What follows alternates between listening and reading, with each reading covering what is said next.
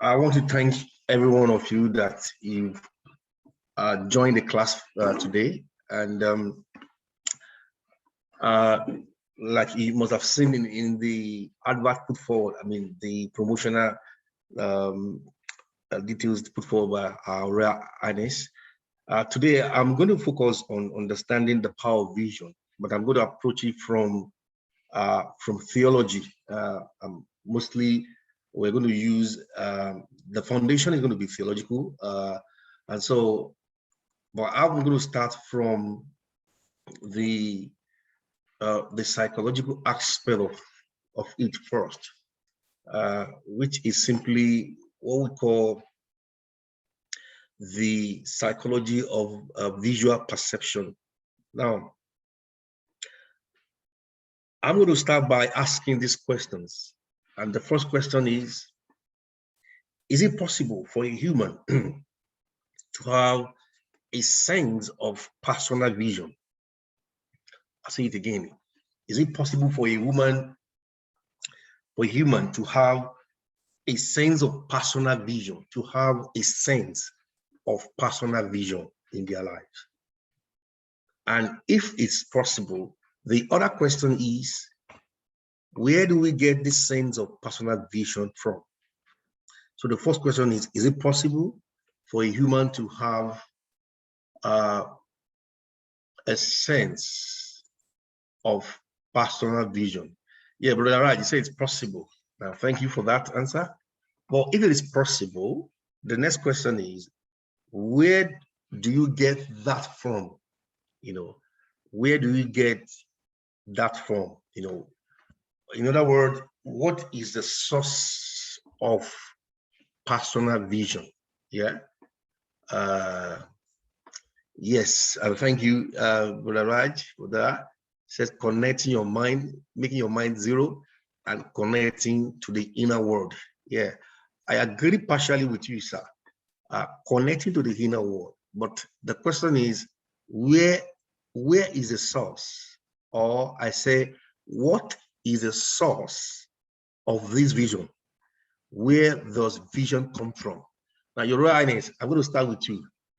I will crave your indulgence to open the floor. Is there a vision? If there is a vision, what is the source of a personal vision? Yes. When you have a vision, for me, it will be coming first from an idea. When it's very, very interesting question, because you have some ideas. These ideas are the causes of the idea is the cause, and that cause has a fact. Okay, but when we analyze the fact, it's like we succeed to the target of our vision. Okay, so the vision starts by an intention, a willpower.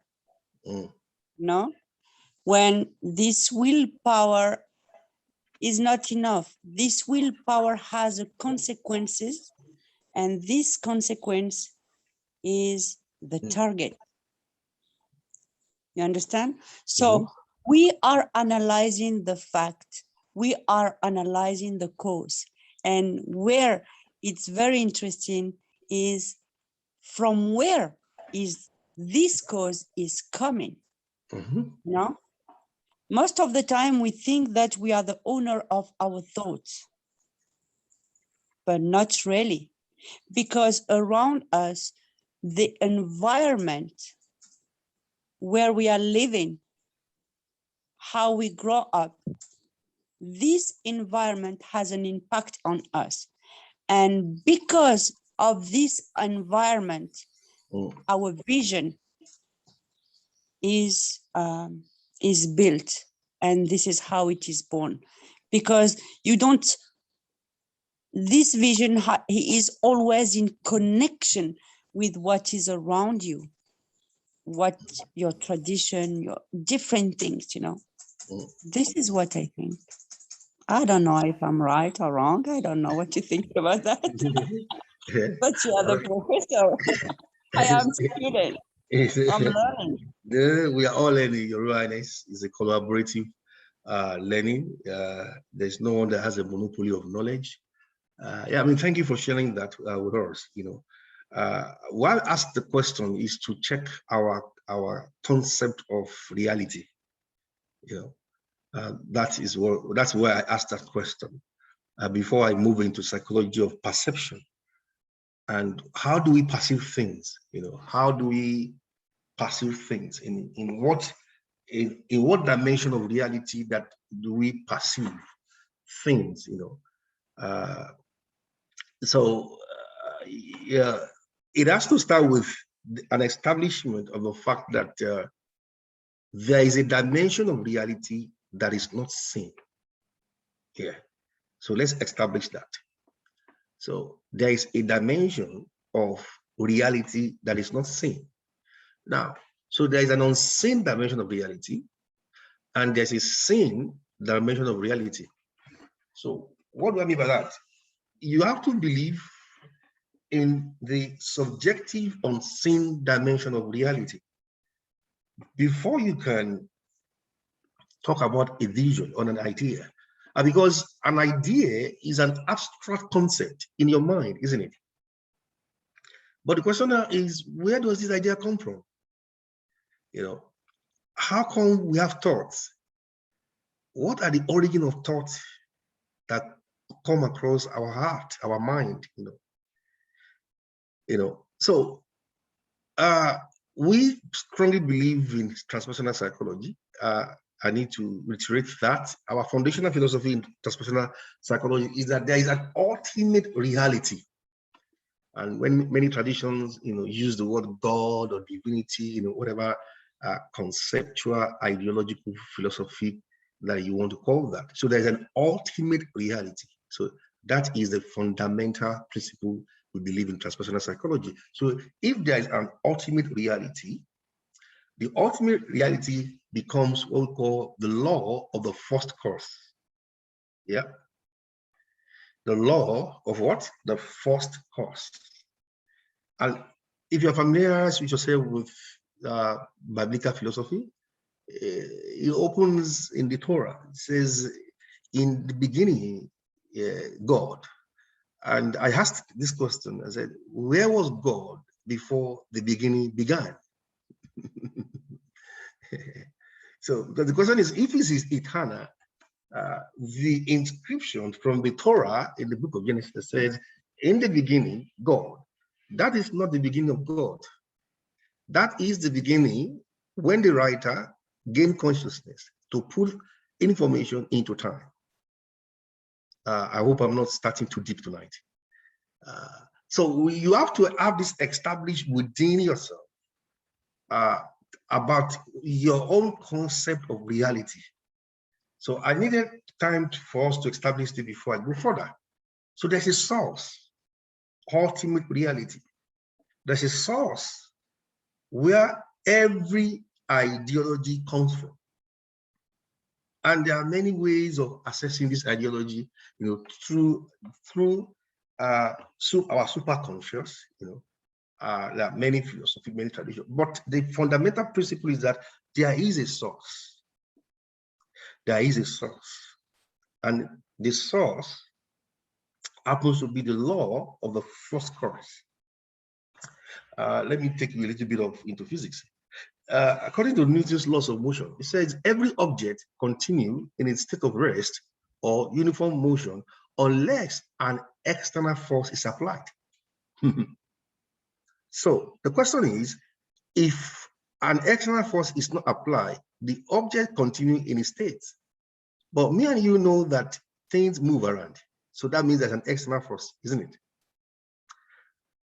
Then it also says that every action has an equal reaction. So there's an action, there's a reaction. So again, the question is, who initiate or what initiate the first reaction? Again, we go back to the law of first cause. That cause every reaction. And that is simply in our transpersonal philosophy is the ultimate reality, which many traditions call God, supreme being, or supreme consciousness, whatever your terminology. Now, if there is a law of first cause, and if there is an establishment of the ideology that there's an ultimate reality, that brings us into a dilemma. And the dilemma is, what is the existence of life itself? Don't forget, today we're looking at understanding the power of personal vision. And the question is it possible for a human to have a personal vision for life? And if that's possible, where is the source? What is the source of that personal vision? In the world that we live today, the basic foundation for the confusion we have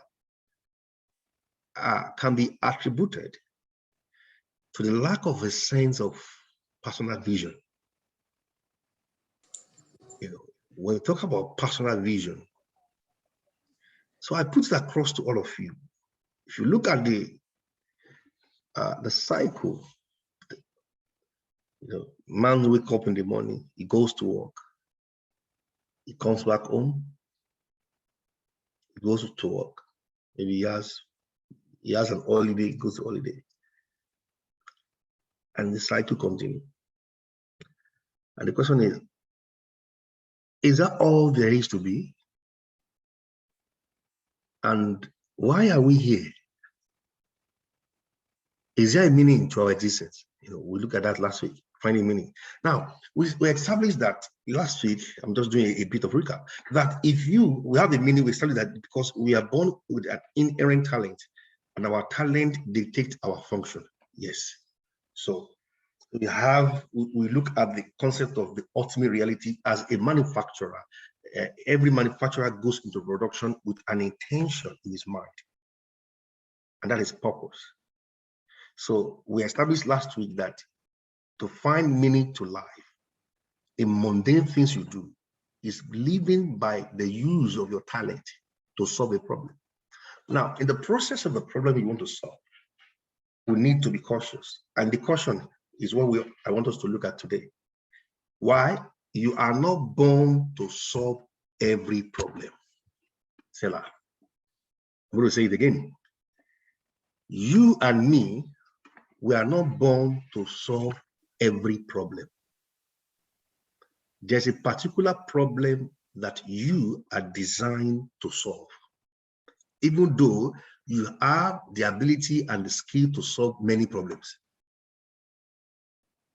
And this is where the issue of jack of all trade and master of none comes in. So how do you know the particular problem you are born to solve? And this is the place of personal vision comes in. Some of us, we are multi-talented. We are multi-gifted.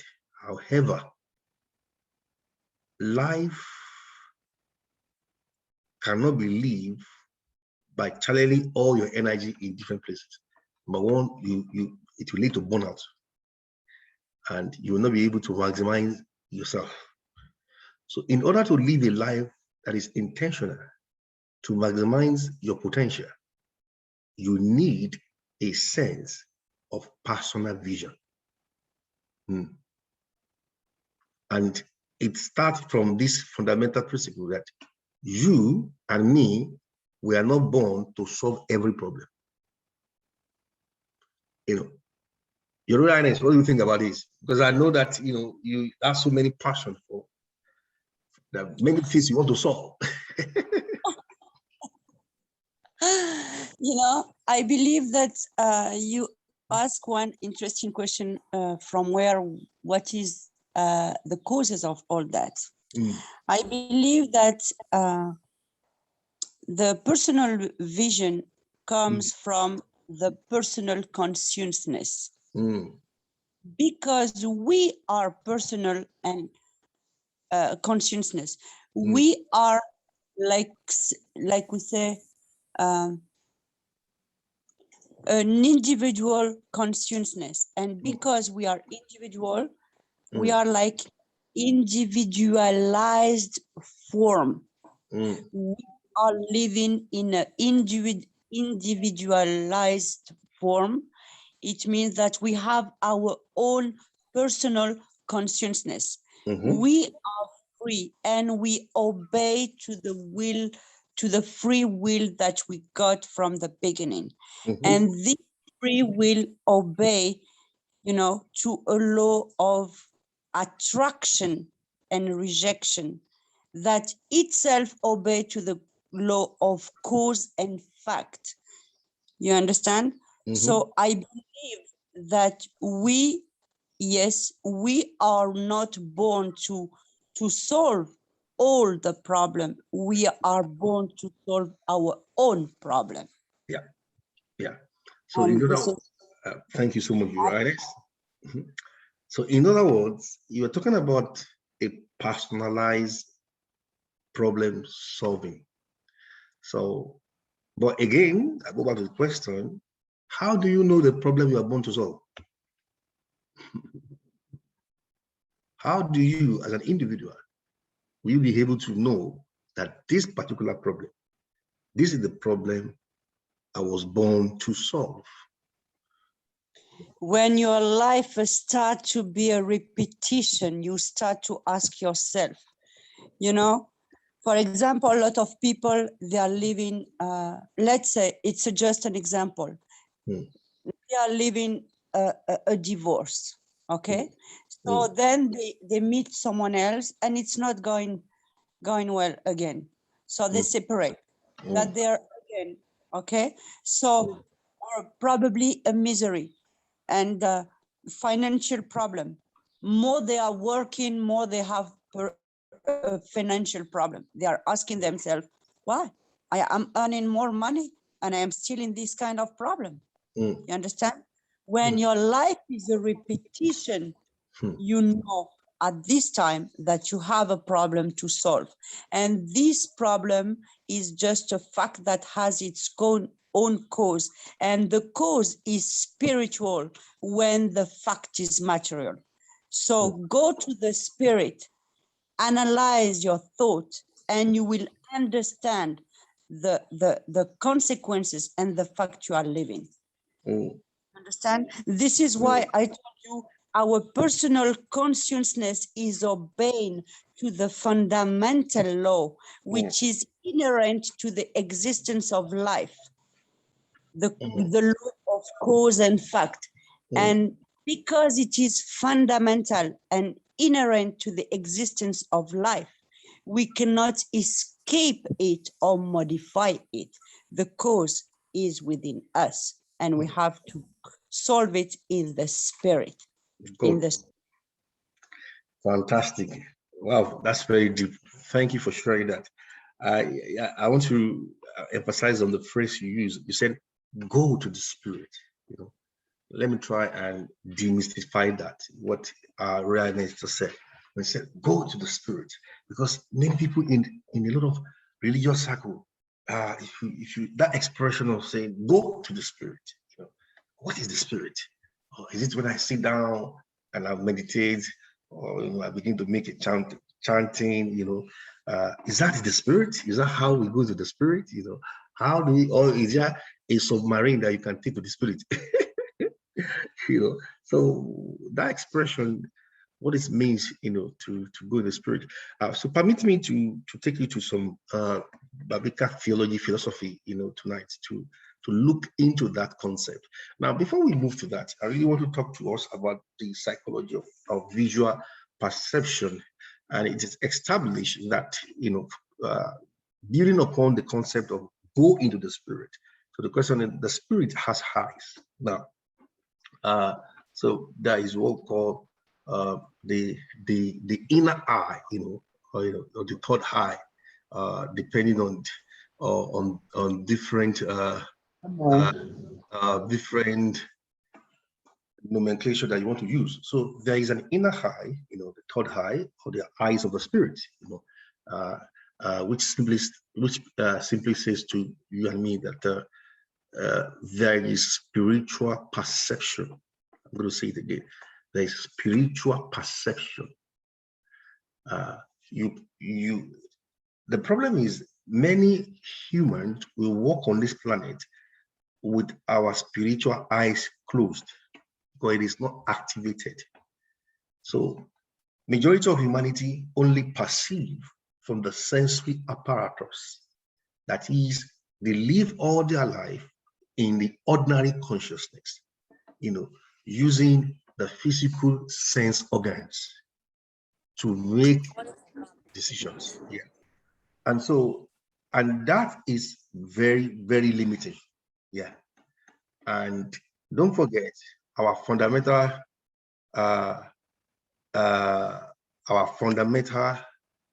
philosophy in transpersonal psychology is on this premise. We are spirit beings trying to have a physical experience, but majority of humanity are living in the physical experience. That is the problem. Majority of humanity are navigating their day-to-day life simply on their physical experiences.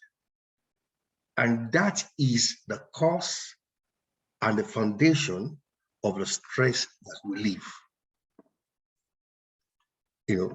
So the question remains, what Ariane just said.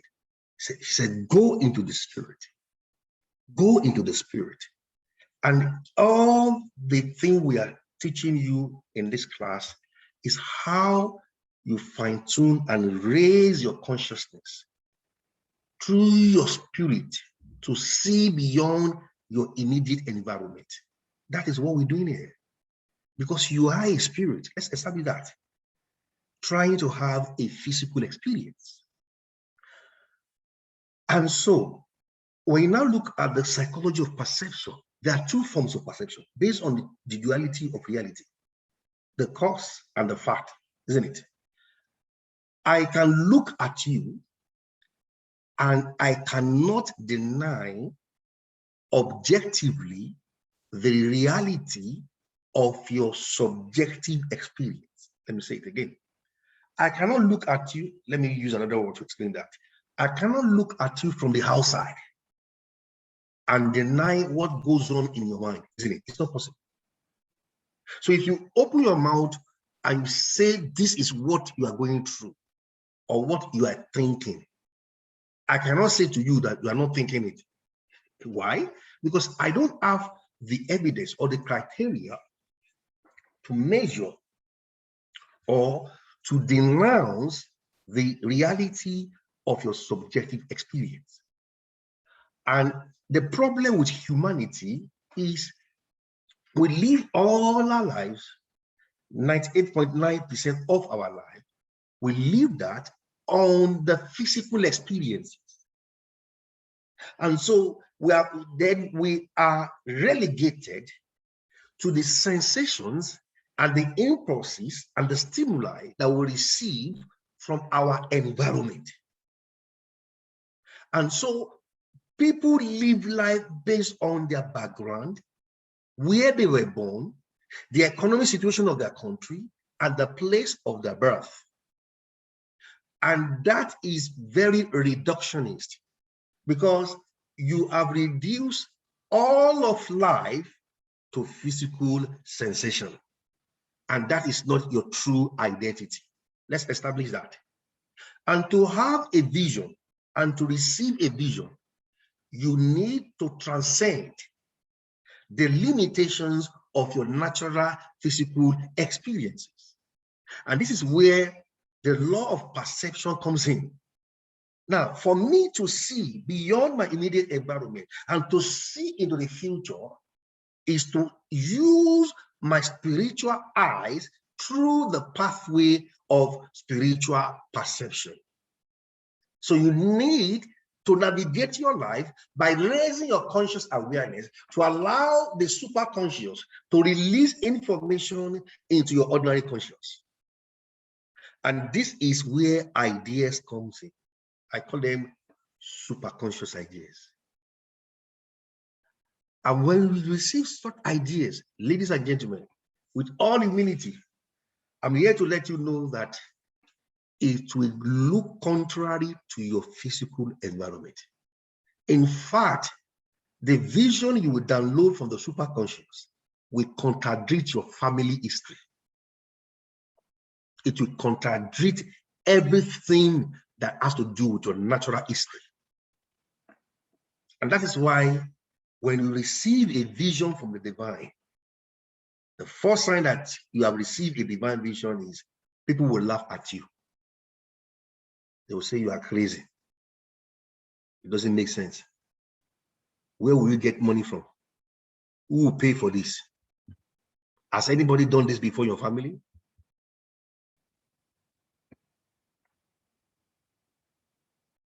Have you had a vision that you feel that nobody believes in your vision? Believe it, yes. If everybody believes in your vision, it's a nightmare. It's not a vision. Your Royal Highness, go ahead, please. Yes, in fact, it's very interesting. And I want to ask you one question. You said something very interesting. Thank You you. say, download from the divine. So my question to you, Professor Oluwafemi, what is your perception of the divine? What is the divine? Yeah. People who don't know. A lot Yes. of people don't believe in the divine. They believe that after they have this body, they will die and it's finished. So to these people, they have no perception or any vision of the divine. So what is the divine, Professor Oluwafemi? Yeah, well, thank you for your question. I will answer your question through your own answer. I quote you, Your Royal Highness said, we are element of God in God, isn't it? Absolutely. This is what I said. Yes. So that is divine.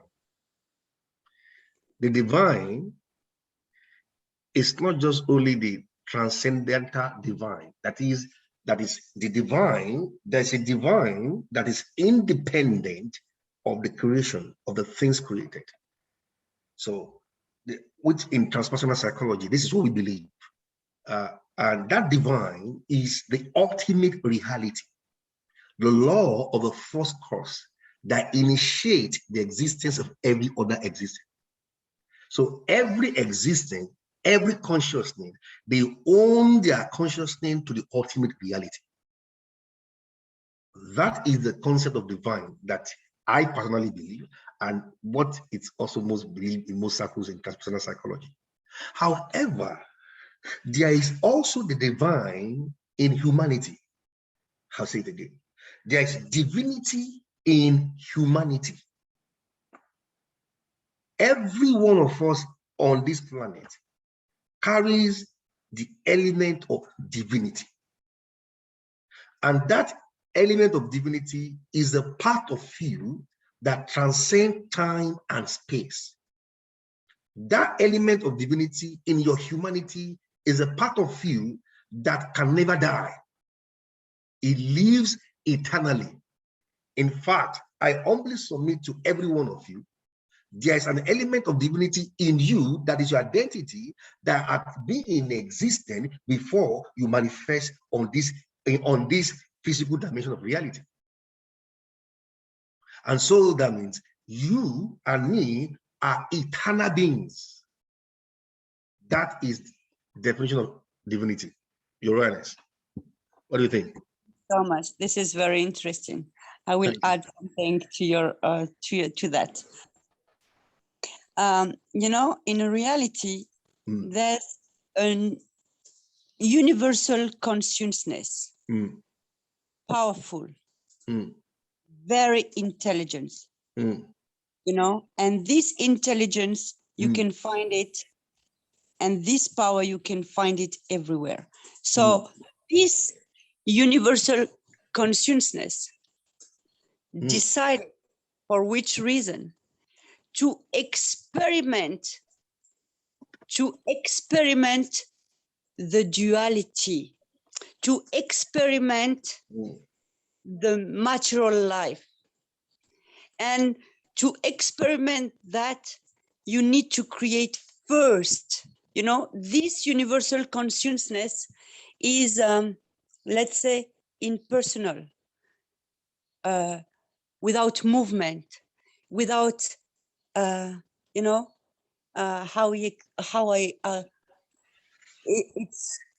it's bigger than you can even imagine, you know. And this universal consciousness decided to divide itself and to experiment the form. But to experiment the form, you have to divide yourself from yourself. So this is how the spiritual world was created, by one intention. The material world was created by the target. You understand? So they are divided from one another. The spiritual world, when we are going and say, you go to the spirit, it means that you are experiencing the space, the dimension of thought, the dimension of the intention, the dimension of the volunteer, the willpower. When you enter in the material life, you are experiencing the goal, you are experiencing you have the fact.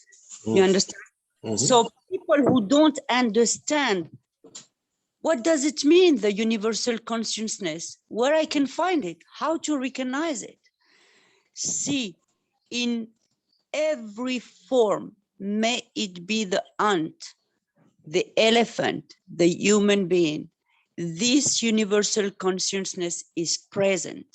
Like when you analyze, for example, some scientists will never believe in this divine dimension because they want some evidences.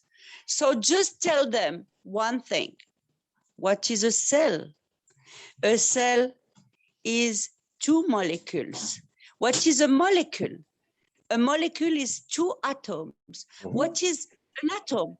Is two particles of subatom. And what is a subatom?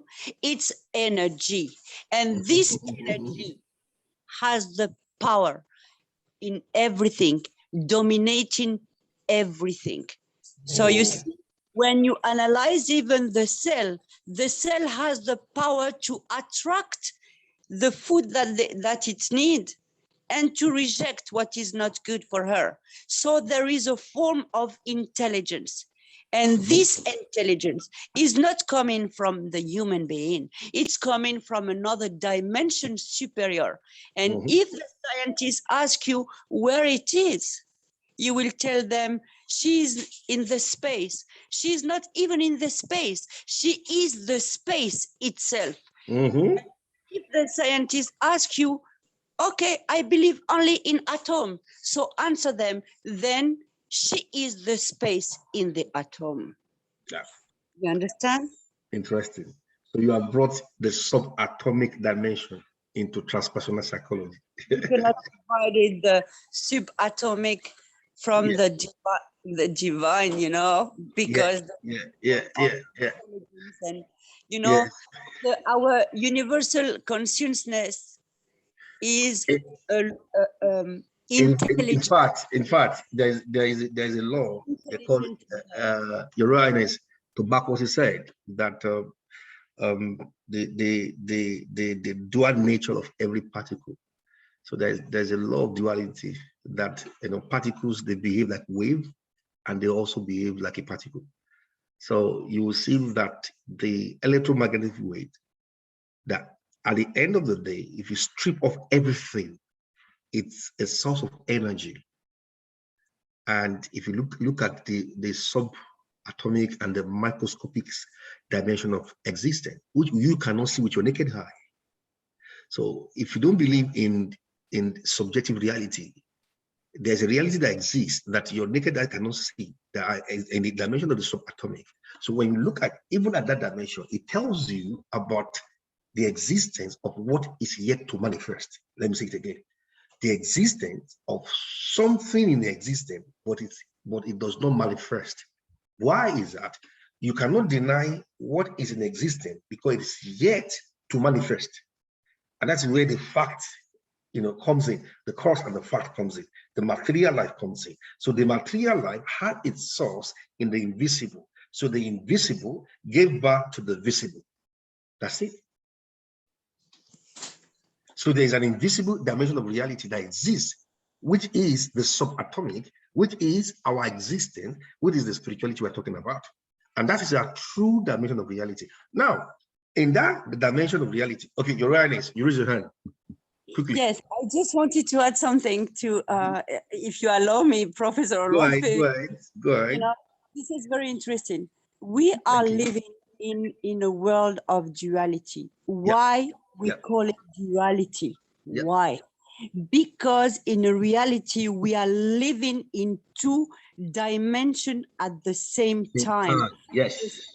The spiritual one and the material one. Yes, that's it. Reality. Thank you. So people, sometimes we are lost. Why we are lost? Because we identify ourselves to our extension, which is this body. This body is an extension of our own spirit, individualized in a form. And this is the problem of all of us, because from there our doubt comes, because we think that we are a body and all these senses, etc. And you said something very interesting. The consciousness, the third eye. This is where is our own reality, personal consciousness. And this is where we are staying in reality, and from where we are guiding and controlling all these particle electromagnetic that form this body. This is from there. Fantastic. That's so deep, but that's the reality. It's so profound. We exist in two dimensions of reality at every point in time. And this statement has a profound effect on the concept of spirituality, because in many religious circles, they think and they believe until you enter into the four walls of a religious gathering that is the only time they can experience the spiritual reality. No, you at any point in time, you can transcend your material reality and move into your super conscious reality to download information into your ordinary consciousness. And that is what we're talking about. You don't need to be in anybody's religious gathering. No, because you are existing in a duality at any time of the day.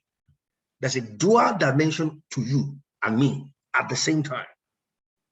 Now, what is the whole essence of all this discussion? If you cannot use this to find meaning for your life, that's where I'm going tonight. And so to have a sense of personal vision, it starts from having a sense, a concept of self. And that starts from the perception. It is said that visual perception is very cognitive. And the study of mental processes and their role in thinking, in feeling, in behaving. Perception is the result of processes that construct. Now, please watch this carefully. Perception is a result of processes that construct mental representation of the information in the environment. The mental representation draw on information stored in memory as well as present in the environment. Oh dear. Now, I can spend 2 hours on this statement. You look at the issue of the environment. Ladies and gentlemen, the environment is more powerful than your vision. If you live among an internal environment of doubt, of fear, it will limit your perception of your future. And that is why I'm going to implore all of you tonight, be careful who you hang out with. People that are very pessimistic, they don't see anything good. Run away from them. They will kill your vision. Because you and me, we are constantly getting stimuli, information from the environment. That is it. I've said it before. The environment is more powerful than your potential. Take a fish out of water, it will die in a few minutes. Why? It's not structured to function outside water. What you see, what you perceive, is a function of environment where you live. You are not obligated to hang around everybody. No. And that's why once you receive a vision of your future, you must change your company. Oh dear. You cannot have big dreams keeping company with small minds. It's not possible. They will suffocate your dream. Yeah. If you go to people with small mind to validate your dream, you have already aborted that dream from the inception. You cannot underestimate the power of your environment, ladies and gentlemen. The power of your environment. The power of your environment. When you have people that all they see is gossip, show me your friend, I will tell you your future. Who are the people you are hanging out with? Why is that? You are getting signals. And after a while, have you not noticed the behavior you have today? Who was the first person that you saw behaving that way? There was somebody in your past, in your environment, that you saw that becomes your mentor, a model, a role model. Yeah. Environment is very powerful. I remember when I was 6 years old, I was sick and my mom took me to the hospital and I saw this very dark, very black, dark doctor, very tall man. And I married a white woman. And I go home, I said, Mom, I'm going to be a doctor and I will marry a white woman. And I said, I got back home and I told my mom, 5-year-old. And I actually did. So there's something you saw in your environment that's inspired your behavior. So no matter how highly or you call yourself to be very spiritual, but if you hang around the wrong people, they will kill your spirituality. Yes. Because your vision will always choose your company. I'll say it again. The power of personal vision. When a man has a vision, the first thing that will happen to him, he will change his company.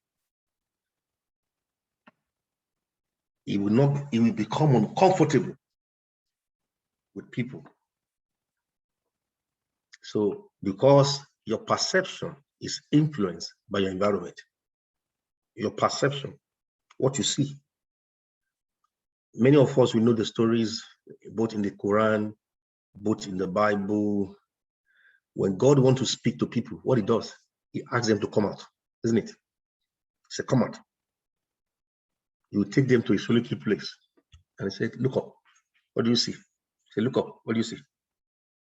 Why is that? The environment. The environment.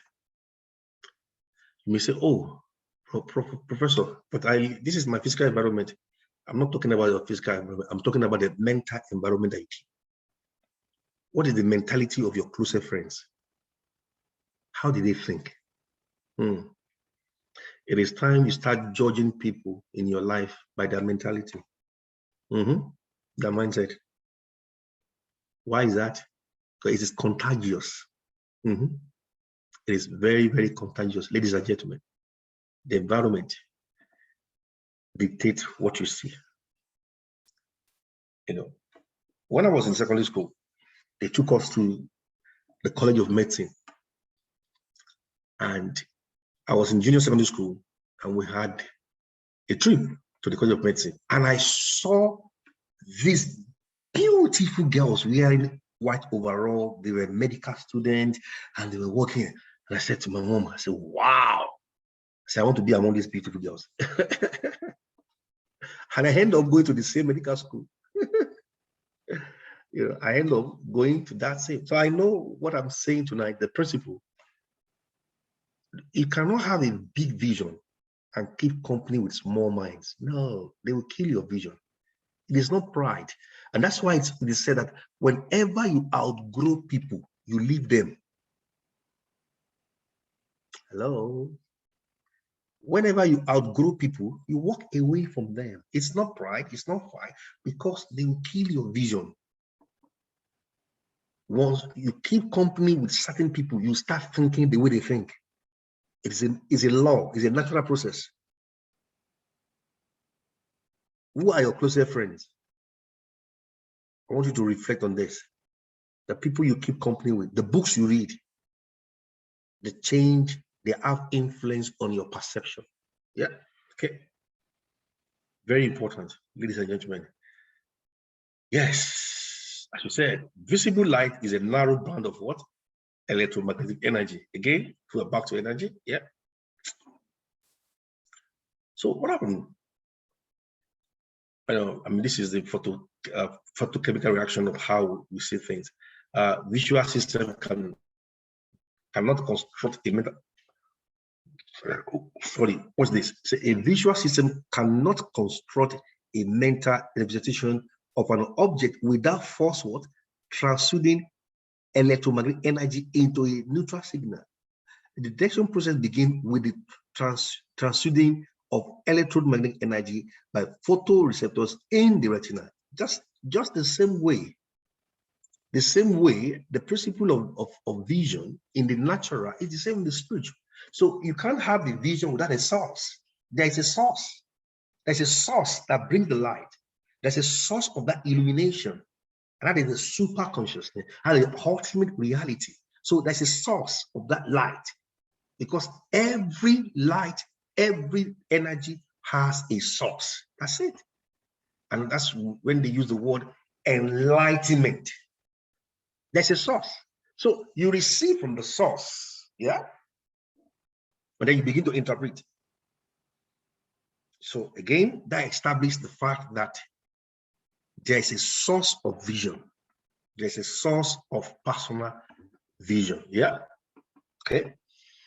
Having said that, so I told you we are looking at the theology of vision. So I'm going to take you to some scriptural verses in the Torah that establish. I'm looking at principle. I'm not focusing on any religion today. I'm just using that. I'm using a theological principle to establish this fundamental principle of vision.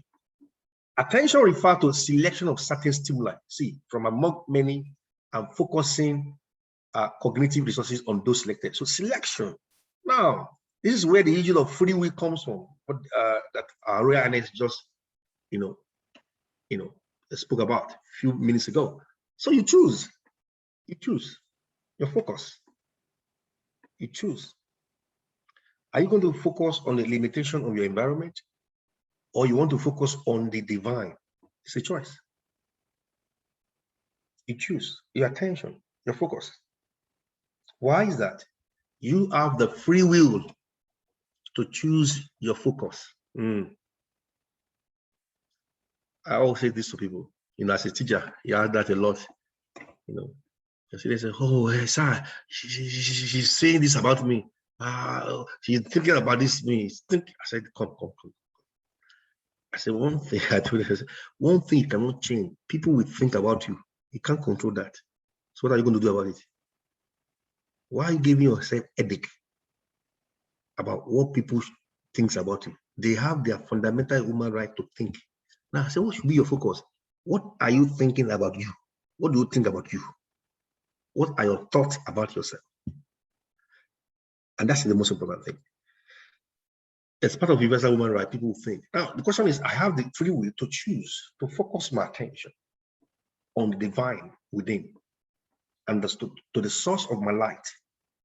Because One of the greatest factors for failure is broken focus.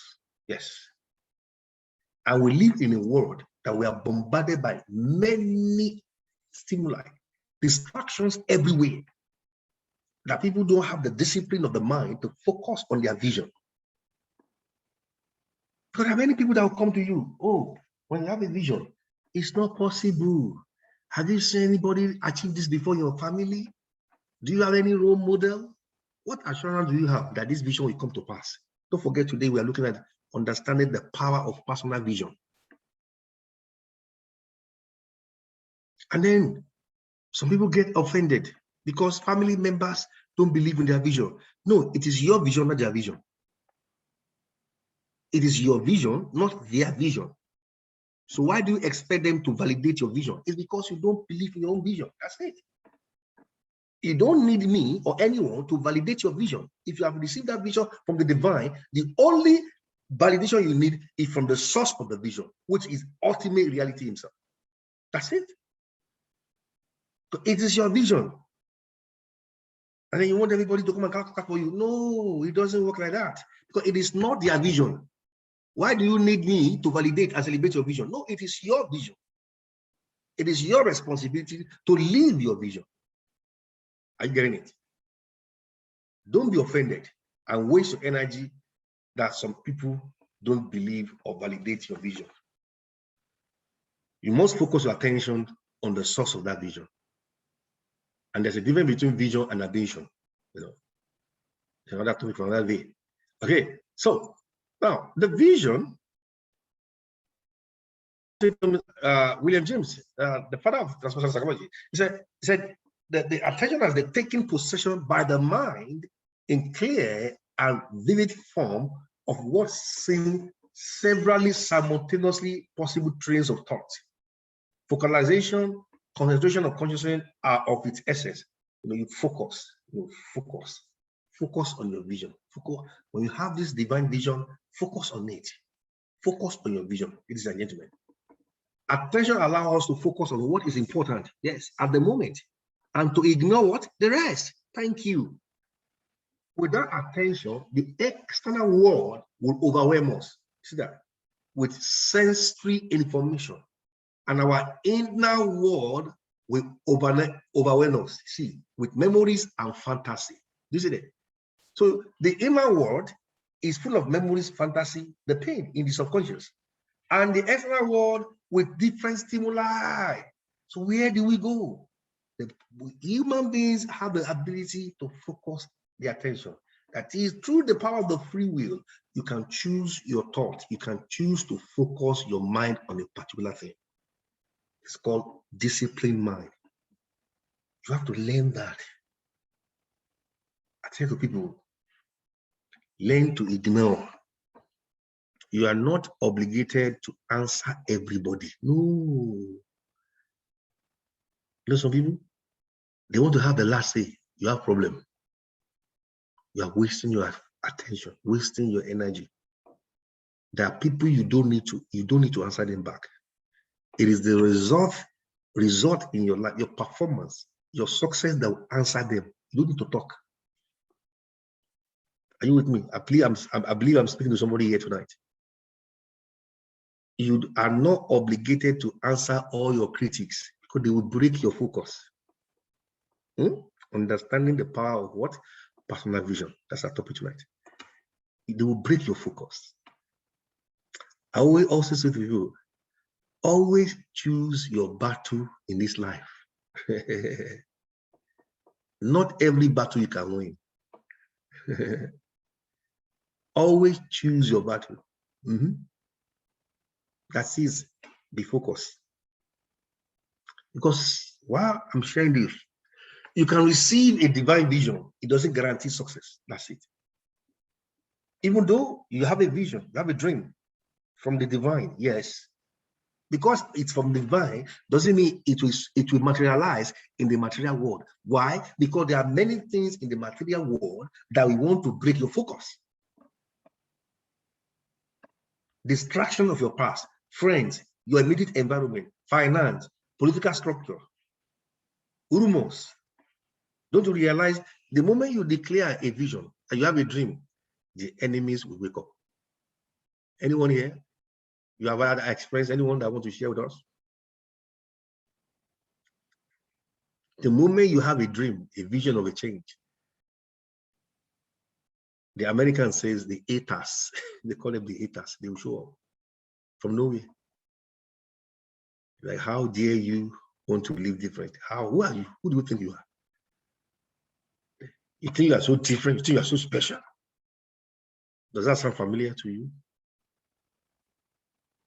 They want to break your focus. They want to break your focus. That's all.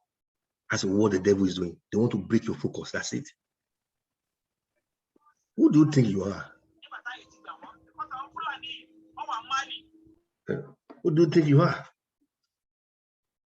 So you have a dream. What dream? Where will you get the money from? Who will pay for the dream? But they'll tell you it's a nightmare. And then you yourself, you listen to that, and then it dampens your morale. They've been able to sow a seed of doubt into your dream. Again, you see the power of environment. These are the reasons and factors that many people don't fulfill their dreams in life. And they begin to doubt, oh, but I thought God gave me that vision. Yes, yes, he did, but it doesn't guarantee success. Why is that? Because there are forces that will fight your vision, that will fight your dream. But you must learn how to be focused on your dream, that you don't give up. No. I remember when God gave me the dream of coming to England to start my life here. All hell was let loose. Name it. Every hell was let loose. And the vision was taking time. First year, second year, third year, fifth year. I waited for 5 years. By that 50th year, I've become a mockery in my environment. Everybody was laughing at me. That guy is a failure. He said God told him he's going abroad. He has been around for 5 years. And all of a sudden, I could not forget that day. It was the month of May, year 2005. My phone rang, boom. And then the embassy called me and said, come and pick your visa. You know. Yes, Your Highness. Go ahead, please. Professor Olafemi, I have a question. How do you know that your vision is a real vision and a good vision? Thank you. That's a very powerful question. Now, a vision that is real and is divine will solve a particular problem for humanity. Yes. It will be a vision that brings solution for humanity. Not that I have a vision to buy a house by the lake. There's nothing wrong in that, don't get me wrong. I may even buy one very soon, by the way. But is it a vision? Is it solving the problem of humanity, buying a villa for yourself? That is ambition. that is ambition. It's your personal vision, not Exactly. the vision from God. That's it. I want to live by the lakeside, you know. You know. Yeah. So that there's a difference between ambition and vision. Yeah, you're right. These are the following elements or that shows a particular vision is divine and from God. Number one, it will bring a solution to humanity problem. There's a particular problem in that vision that solutions for humanity to improve the dignity of the human race. Yeah.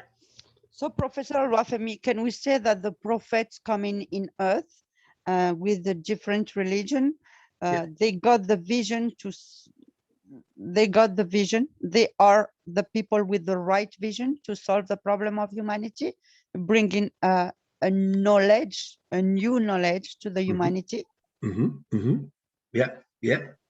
So can we say that can we say, because we got this vision, can we say that we are prophet ourselves? We go Yeah, to divine vision. yes, yes, you are your own prophet. Thank you, Your Highness. You are your own what? Okay. Prophet. What the word prophet means, he that speaks with inspiration. That's what it means. An inspirational speaker. That's the word prophetic. By inspiration, by the spur of the moment. Yeah, that's prophetic. And that inspiration is coming from the superconscious, from the divine. Yeah. Which every one of you, you have access to that. Why? Because you are an element of divinity in divinity. And there is a divinity in your humanity. Yes. Yes, everybody has access, but sometimes the path is very long. Yes. And it's because of focus. Your awareness, it takes discipline, it takes price. You have to pay the price. Are we willing to pay the price? That's it. It's a pathway, it's an evolution pathway that you have to pay the price from your own spiritual pathway. You need to pay the price by yourself. Anything that is worthwhile in life requires what? Time and investment of time. That's it. In fact, where you are today is a product of your time. What you become is a product of your time. Watch your timing on daily basis. Something you do every day, you become a master in it. It's a law. By the law of what? Repetition. That's it.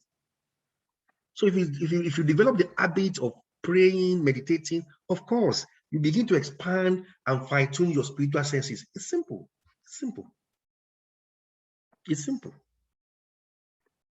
It's simple. Invest time into your spiritual growth. That's it. The way you invest time into eating and drinking, feed your spiritual appetite. Yeah. It's a simple law. So it's very important. So the vision must come from divine, that's the source. And one of the elements, like Ariana said, to know that this particular vision is from God or is from divine or ultimate reality, depending on your concept of supreme being, is that vision will solve problem for humanity. That's it. It will bring life, solutions, empowerment, improvement, enlargement for humanity. Me and you, we are here today because our Royal Highness received a vision from the God. That's it. And look at how it's expanding. That's it. It has brought us to this platform today because she received a vision from God to solve problems, isn't it, Your Royal Highness? This is true. I confirm. I got this vision that, yes, it's time for the change. So, Professor Olafemi, Yes, ma'am. In this world, yes, we have the free will. This is true. But at the same time, the free will is limiting us. Why? Why? Because the free will is controlled by two pulsions, the pulsion of attraction and the pulsion of a rejection. These two pulsions are the cause of all our problems. This is why when we say we don't have the right vision or the right perception, because these two pulsions, unfortunately, they are part of our personality and we cannot escape to them, and we are attracting what we want and we are rejecting what we want. So it is a law. And as you know, this world is a system of law. Yes, law. Like we have laws, physical laws and metaphysical laws. Yes. You said it, yes, regarding, for example, the body. Everything is obeying to a certain law. May it be physical or metaphysical. For example, this body, is obeying to the physical law of the body. If you go out this physical law, you are violating it and you are killing the body. Like, for example, if you take poison, it is a violation to the physical law of the body. So, like the spirit also is obeying to certain also spiritual laws, you know? And these laws in the spirit is the law of cause and fact, you know? So in our reality, when you spoke about our vision, and it's coming from, yes, from the divine or something that is coming to us, because we are attracting us. Because when you improve your situation, you improve your soul, you purify your thought, you purify your heart, you will certainly attract the right vision from the divine. But if you maintain yourself in the same energy negative, you will have a vision, but the vision, very bad vision. Like some very big leaders got a vision to kill the Jewish, to make the genocide, etc. It was also a vision for them. So one day they woke up and they said, this Hitler said, oh, okay, all the Jews are, I need to kill them. It was a vision. And when people were asking him, he said, I got that from the divine. But it was an illusion that the divine was talking to him. So the vision, to get the right vision, you have to go and purify your mind, your thought, your heart. Without that, it's impossible for you to get a great vision directly from the divine. Thank you so much, Ryan. As you were talking, I perceived something within my spirit to share, what I perceive my spirit that I want to focus at this junction is that there are many of you in this, on this platform. You are where you are, and in your environment, there are some limitations in your environment, and then you are thinking that when is this change going to come? Be financial, be health, especially your physical environment, your circumstance, is currently contradicting your vision. Now, I have a word for you, and the word I have for you is that start to envision the change. Do you hear that? Start to envision the change. You have to see the change before it materializes. Are you getting it? I'm going to repeat it again. For people on this platform, that your current physical environment and your situations are very limiting. They are not in line with your vision. They are not in line with your aspiration. What I receive is that for a change to happen, must be seen. Start to envision the change. Start to see the change. If it is a supply that you need, you must see the supply before it happens. Because the visible comes from the invisible, and it has to rest in your mind and focus your mind on the change you want to see in your hand. Are you telling us to use the power of imagination? Yes. You must see the change. That is one. Two, the second principle, you must say the change. Why? The power of life and death is in your tongue. Yeah. The word tongue is from the word soma in the Greek. It means the edge of a weapon. That's what it means. Your mouth, your tongue is controlling your destiny. Watch what you say from today. Be careful what you say about yourself. If all you say and see is negativity, it will happen to you. It's a law. So please, from today, start to envision the change. One. Two, start to say it. You declare it. You say it. I'm a millionaire. Let people laugh at you. You are broke. Let them laugh at you. Keep saying it. And then you begin to see, because the creative force is in your tongue. It's a law. The creative force. Every idea cannot materialize without a word. Every idea is abstract, exists yet, but it cannot materialize without you using your tongue to create it in your environment. It's a law. Yes, Brother Ishmael. Yes, I want to say this. Yes. You know, in Africa here, Yes. people can see your future and know that maybe Ishmael will be a millionaire in 10 years' time without you knowing it. How can I also believe in that and follow that before they destroy what I have in future? Brother Ishmael. So yeah. What's the problem you have with that? Tell me. Are you worried about that? Tell me. I'm not worried about that. But you know, Africa, we have certain beliefs that we do and we believe in. That they can see your future and try to destroy your future for you. So what is the question?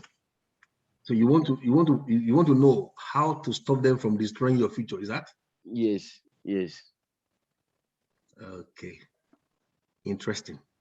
Now, what I'm going to say to you is that your future is not ahead of you. Your future is within you. Right, Shmir? Can you hear me, sir? Yes. And you can only future in the future that you picture. Let me say it again. You can only what? Future in the future that you picture. There was a story in the Torah, the Tower of Babel. It's a very popular story. Men came together and they started building. They said they want to reach God. We don't know the technology. They said the divine came down and said, these people, what they are doing, if we allow them to continue, they are going to achieve their goal.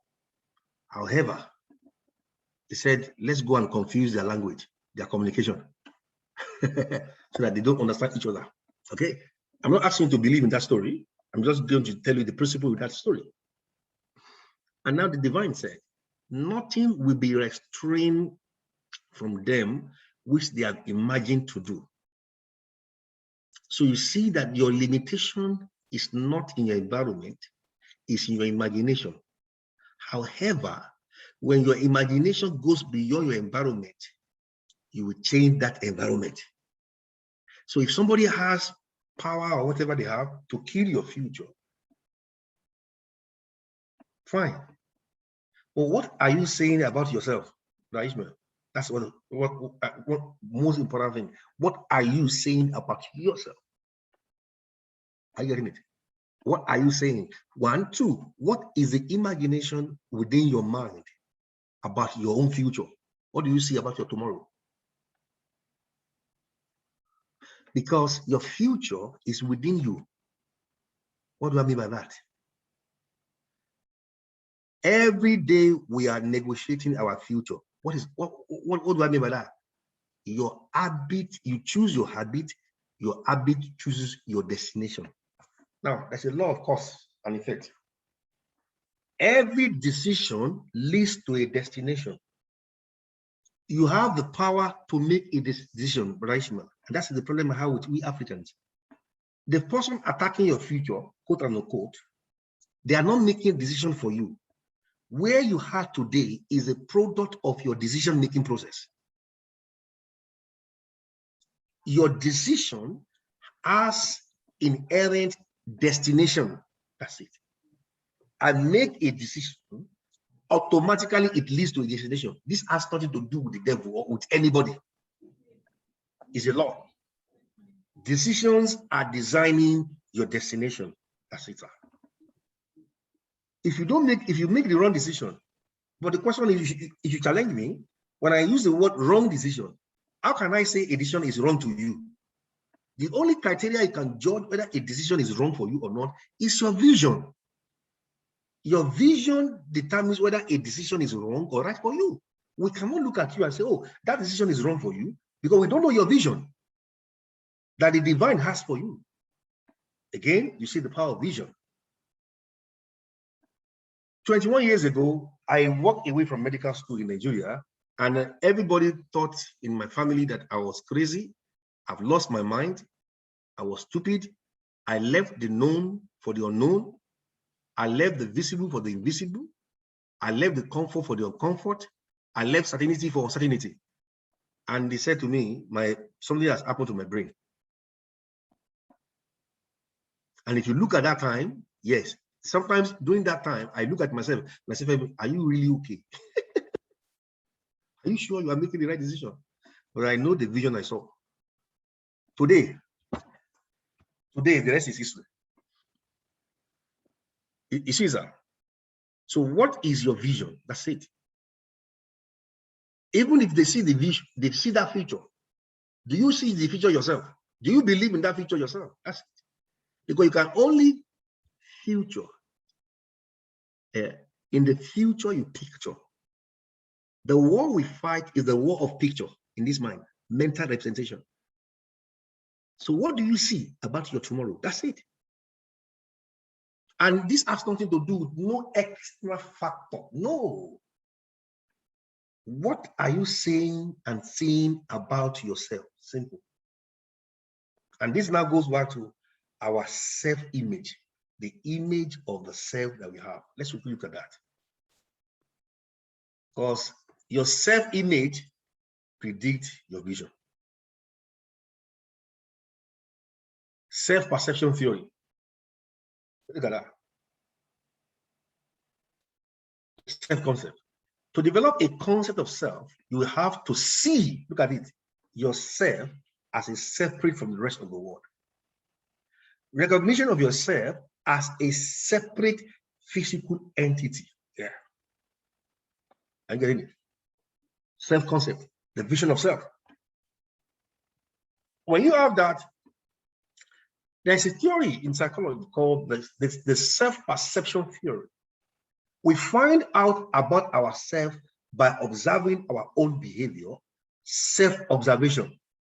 We notice the outcomes of our action and how we feel about them. See there? Comparison with others. We compare ourselves with others in order to find out about ourselves. We look to others to see how we are doing comparing to them. Do you see the problem? You see the problem? Self-comparison, your vision of yourself. You look at others and you view them. Oh, after all, I'm doing better than him. I'm doing better than that. No, that is wrong. That's wrong. What is your vision of self? How do you see yourself?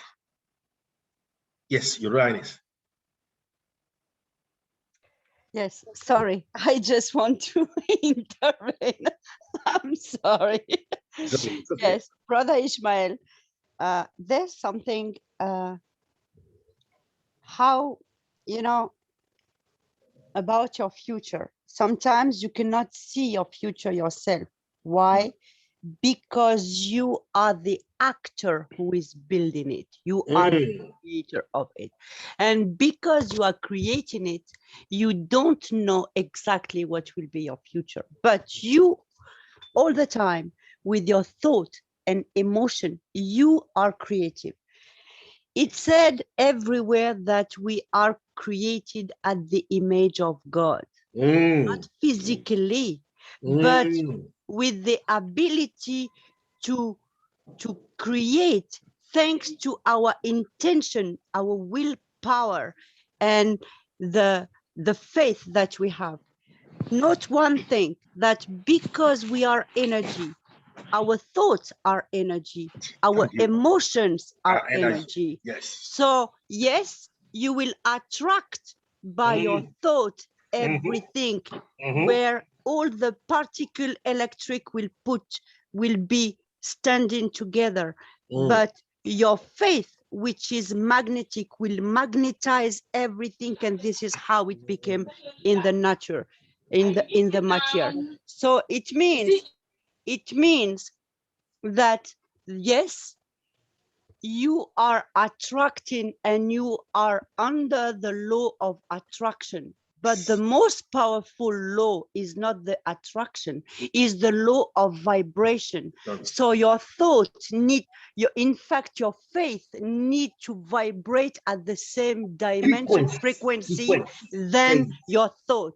If you don't have that, you can say, no, you will never reach your target, because we are born like that as creator, as the image of God.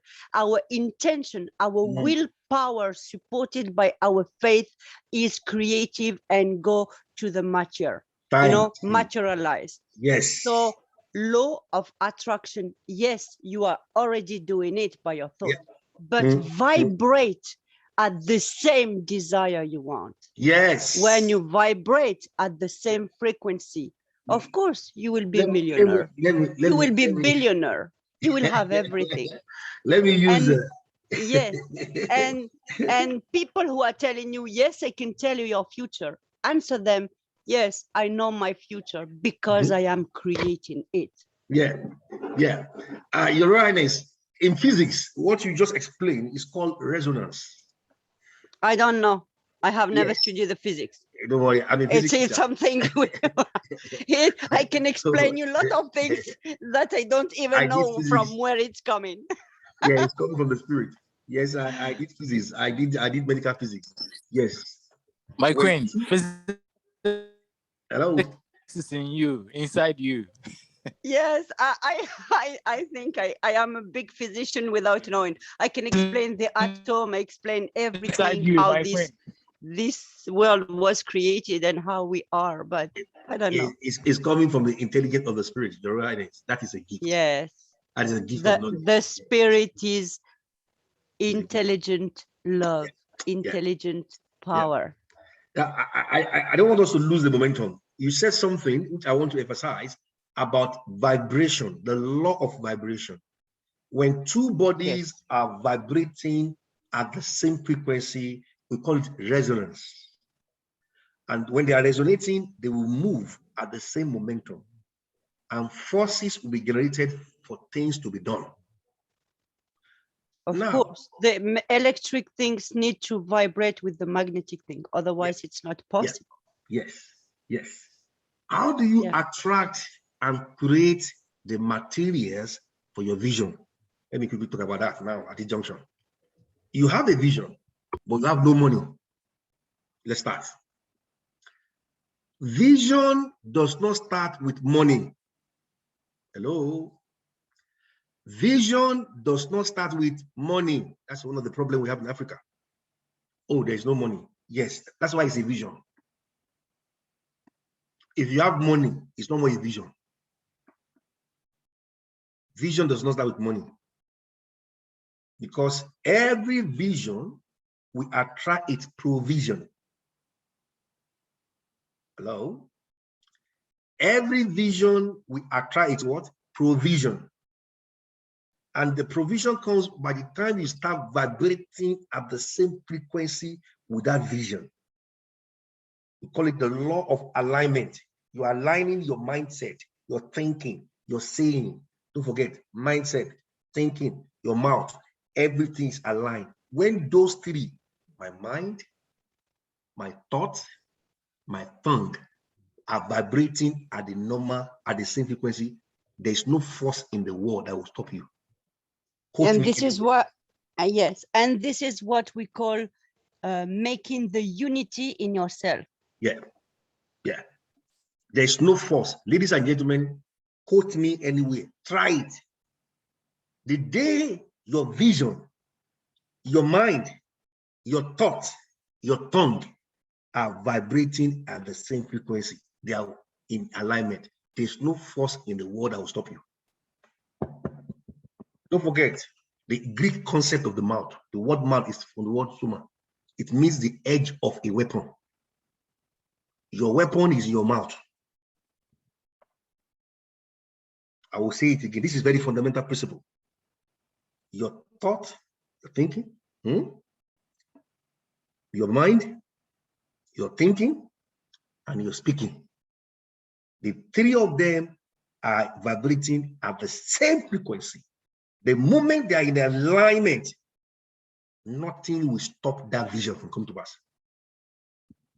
What the enemy does, he puts a seed of doubt in your mind so that you can say it through your mouth. That's it. And then you abort that vision through the power of your tongue. That's why they say that the power of life and death is in the tongue. The power of life and what? Death is in the mouth. Is your tongue. That is the enemy within. The enemy is not outside, it's within. This is your mouth, yeah? Is what you are using to kill your dream.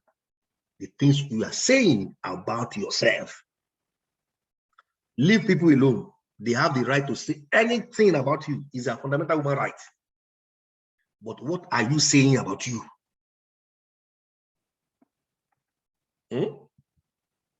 So let's stop the blame game.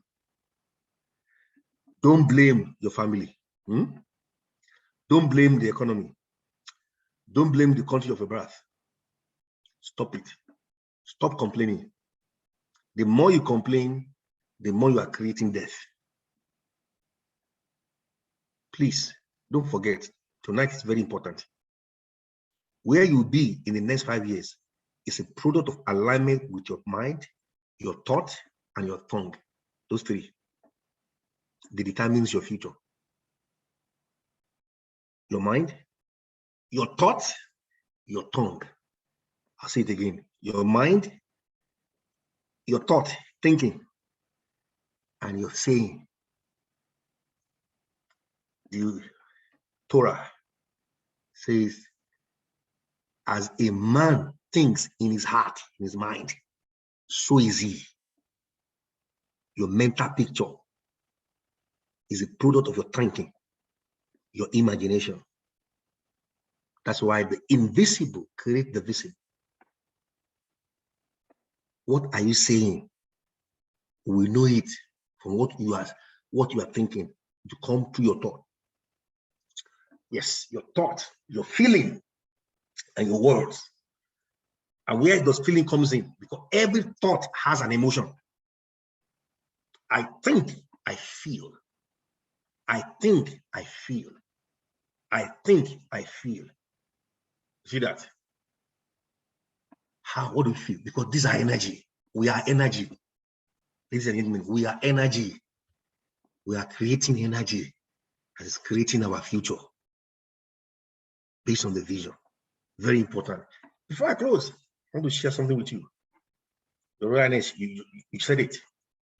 Self-image refers to how you see yourself, what you know about yourself. So there's an ideal self, refers to the kind of person you would like to be, the future you. You see that? How does the future you look like? Have you seen the future you? Self-esteem refers to how you feel about yourself, your evaluation of yourself. One way in which we evaluate ourselves is to compare our self-image with our ideal self. The closer they are, the higher or our self-esteem is, But that's not where I'm going. I'm going to the Torah. Look at the Torah, the theology of vision. He said, and God said, let us make man in our image, after our likeness. Now, the word image here is the Hebrew word saleh. It means an object of worship. See that? Oh, I'm causing a controversy tonight. The word image in the Torah, the original Hebrew means God himself. Oh dear. Your awareness, what you said, you are an element of God in God. When Jesus said that to the Jews, they pick up stone, say, ye are gods and the children of the Most High God. How can you, man, say you are God? They want to kill him because they cannot handle it. What he said in the Torah, he said, you will die like a mere man because you lack understanding that of your true self, that you are divine. Ladies and gentlemen, no money has left this planet Every money you will need for your vision is already in existence. Do you know that? They are waiting in some banks to come and locate you. Oh dear. Money has not left this planet. Everything is in this planet. But they are waiting to locate you. Yeah. Okay. Now, so the word image in the Hebrew said, Salem, very powerful, means an object of worship. So when God said, let us make man in our image and an object of worship, I don't want to go deep tonight. It can be very deep, too deep for some people to handle. The word likeness here in the Hebrew word as a verb means dama. It means what? Watch this. Watch this. It means to be like, to resemble, to act, to be or act like. Now, the noun form of likeness in the Hebrew language is the word demos. It means shape, figure, form, pattern. Now, the word demos signifies the original, after which 18 is pattern. Ladies and gentlemen, if you want to know your true potential, go and study God. How does God operate? So in the beginning, the whole heart was without form, shapeless, darkness upon the face of the deep. What did God say? And God said, and God said, and God said, and God said, and God said. Everything is said, is see. He will say it, he will say it, he will say it, he will say it. It's the same principle of creation. What are you saying about your tomorrow? What are you saying about your future? What are you saying about your environment? What are you saying about your tomorrow? What you say is what you see. What you say is what you see. What you say is what you see. Stop complaining, ladies and gentlemen. Start saying the future you want to see. On that note, thank you so much for your time. I rest my case. Yes. Questions, contributions?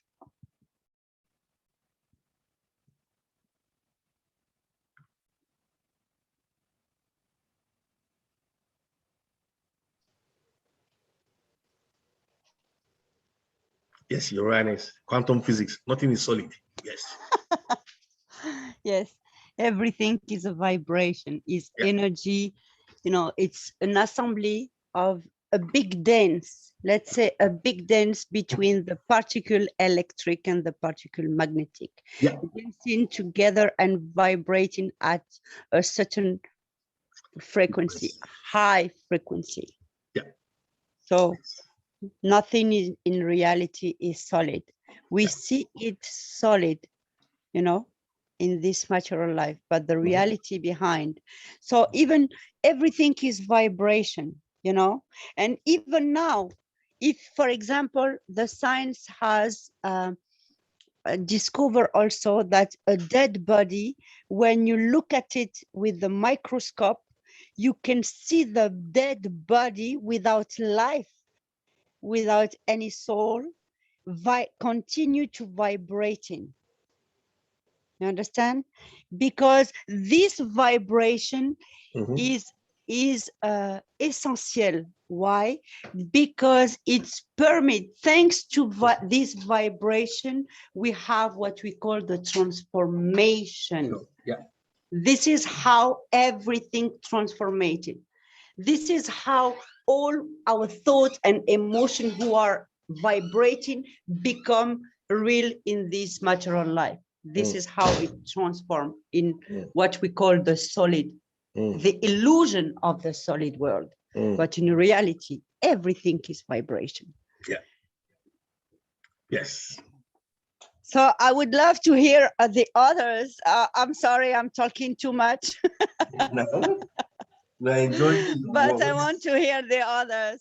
I don't know, yes, Dr. Sarah, Pastra. Emmanuel, Pastra, Dr. Let me call everybody. Dr. Pastra. Are you there, sir? Dr. Pastra?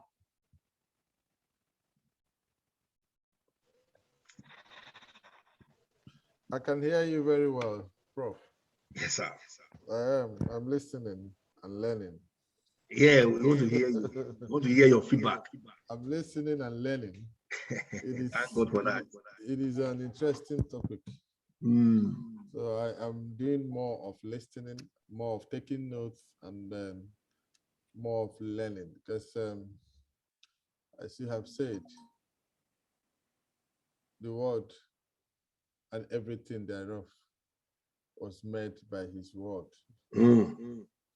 Therefore, there is power in the word. And then if you recall down the line, he said, I am the way, the word, the truth, and life. And then again, somewhere he mentioned that the word controls the activities of men. So it goes to show that we are our own making. We control our environment. We bring to being the world that we want to live in by first conceptualizing it, our vision, which we make manifest by our word and our belief. And in our belief is clearly carried with our word, because if you say something, that means you believe in those actions. And then I agree with you again that when you look at the element of life, the spiritual controls the physical. For you to be able to understand the depth and breadth of life, you need to be able to grow your spirit being to be able to control your physical being.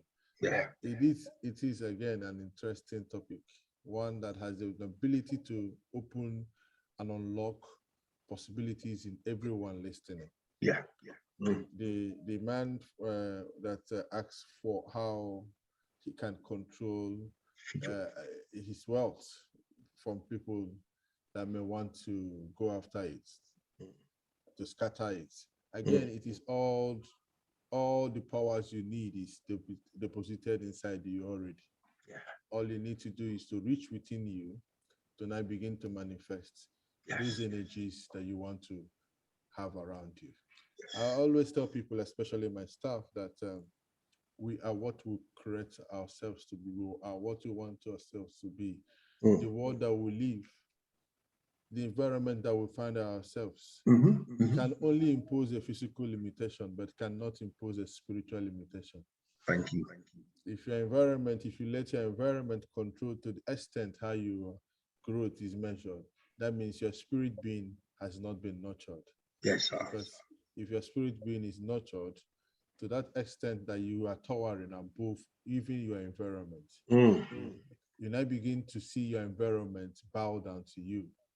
That is why some people will go to a place that has not done well, and everybody say, "Nah, go out from here. You can never succeed here." And you see them succeed. You see them become a blessing because the wealth, the success is already deposited. Just like it said, nothing is solid. It's true, nothing is solid. But by our own belief, our own willpower, and our own energy, where we tend to create and build for us around us a solid world that we can actually ride on to our greater glory. So I agree with you that biblically it is supported, spiritually it is supported, traditionally it's supported, and we are our own making. Yes. Fantastic. You're right. You put something here which is very profound. He said, I want to read to the class from our Royal Highness. So even money is an energy, and because it is energy, we can attract it if our intention and target are in a line and in harmony. Yes. In another way, if the willpower is vibrating at the same frequency than faith, no one and nothing can stop your target of getting money. Absolutely, yes. Absolutely. Yeah, that's true. I have this sign, your highness. Whenever my hand is itching me, ask Tayo. Yes, everybody, I think. I will say that. And this morning, my hand has been itching me, and this morning I got a letter from the post that the government owes me money. Wow. And I just get it on the post, and I told Tayo, guess what? I got a letter from the post. The government said they owe me money, and they're paying me money back. Wow. So you are using, this is how we are, because we are the power here in this world. So we have the power to manipulate the energy and manipulate what we call the element. We have this power. but we are not using it because we don't know ourselves. We don't know who we are. Yeah. We yeah. always identify ourselves and limiting ourselves to a body with 5 senses, and that's it. When we are consciousness. I want to hear also Emmanuel and Sarah and yes, please. and the Over to others. you guys. Please continue. Yes, excuse me. Guys, please, the floor is yours.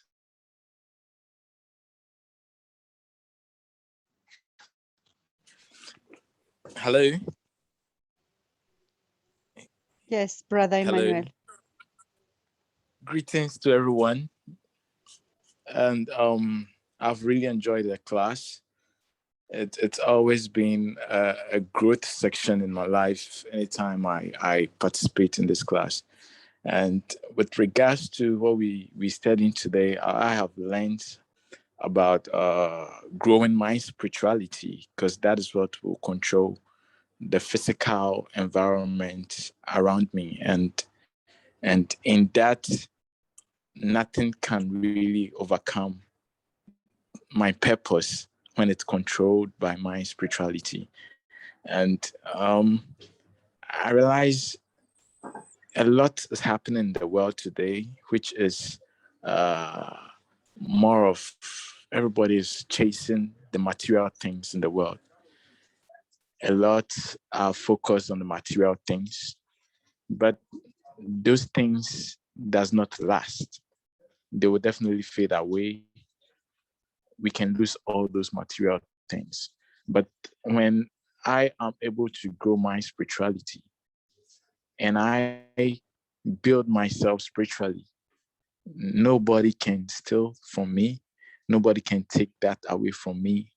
And I become more powerful, fearless, and um, let me say richer than people who look rich physically. And there's more worth in that than any other thing. So for me, it's a very great lesson for me to focus more on spiritual things in this world, and growing my spirituality is what it takes to survive and break the boundaries of success. I mean, whichever limit I want to go. Yeah, so this is what I've learned personally. Thank you, sir.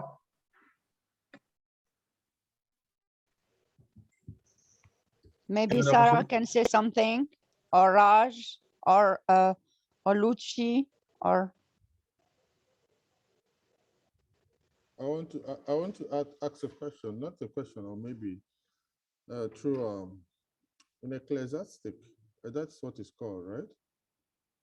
He wrote, Emmanuel, can you hear me? Yeah, I'm here. I can hear you. I was thinking about it when you talked. I said, and then I remember there is a place in the Bible the preacher said, all is vanity. And he said that all is vanity that man has done under the sun, the toils of men under the sun. A generation goes and a generation comes, but the earth remains forever. He went on and on, and how the sun rises and how the sun goes down. Hastens to the place where it rises. The winds blow to the south and goes around to the north. Round and round again, it goes to the world. He talked about the stream, he talks about all of these things, and then he concluded that all is vanity.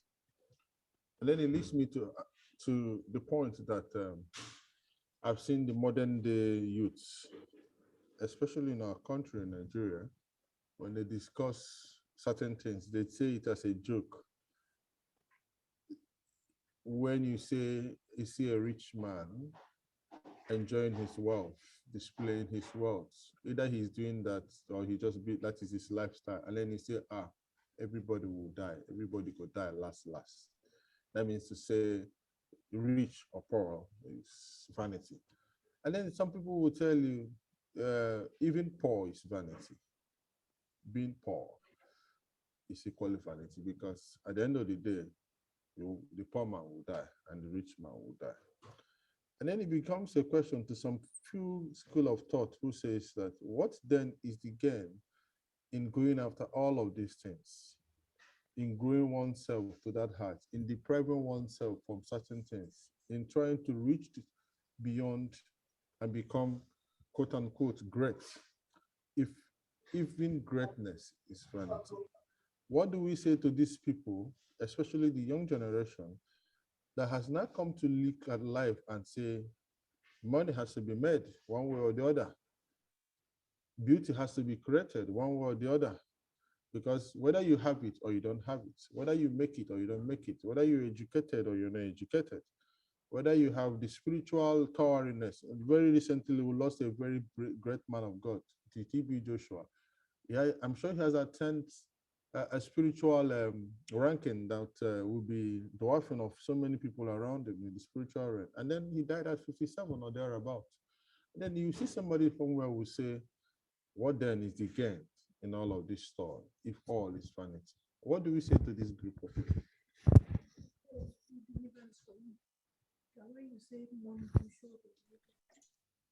Thank you, sir. I think, can you hear me, sir? I can hear you. What's happening? So forgive me.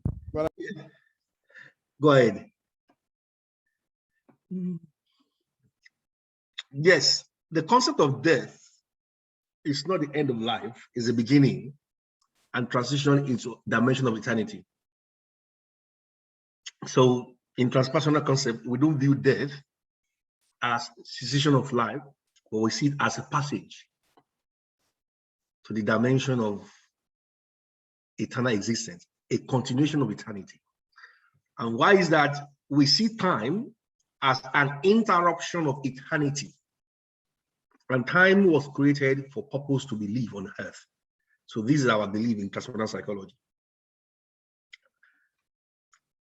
I think I've answered your question, sir.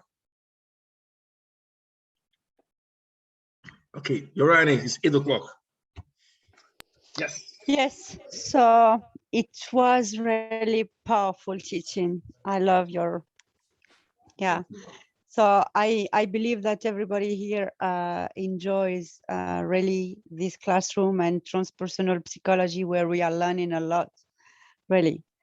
And so if no one has another question or anything, we can close this class and we say next Monday at the same time, same hour. Inshallah. Inshallah. So if, okay, so thank you, everybody. It was just amazing. Thank you so much. And we wish you a wonderful and blessed evening, everybody. Thank you. Thank you. Bye-bye. Yeah. Bye, everyone. Bye-bye. Bye, everybody. Bye. Bye. Bye. Bye.